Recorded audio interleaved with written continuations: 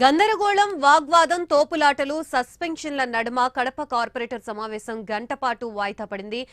మేయర్తో సమానంగా కార్పొరేషన్ సమావేశంలో ఎమ్మెల్యే రెడ్డప్పగారి మాధవిరెడ్డికి కుర్చీ వేయాలని టీడీపీ కార్పొరేటర్లు పట్టుబట్టారు.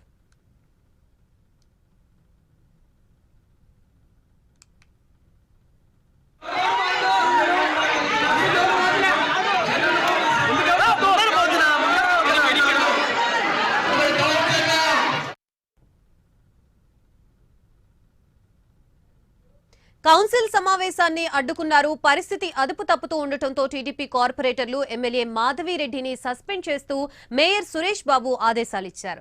అయితే మేయర్ పోడియం వద్దే సస్పెన్షన్ కి సంబంధించిన పత్రాల్ని ఎమ్మెల్యే మాధవి చించేశారు. సస్పెన్షన్ చేసే అధికారం ఎవరికీ లేదని మాధవిరెడ్డి అన్నారు.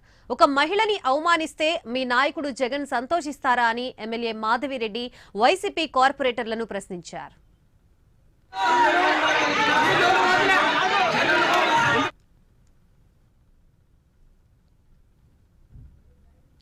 గందరగోళం కొనసాగుతూ ఉండటంతో మీడియా ప్రతినిధులు సమావేశం హాల్ నుంచి బయటికి వెళ్లాలని మేయర్ సురేష్ బాబు ఆదేశించారు.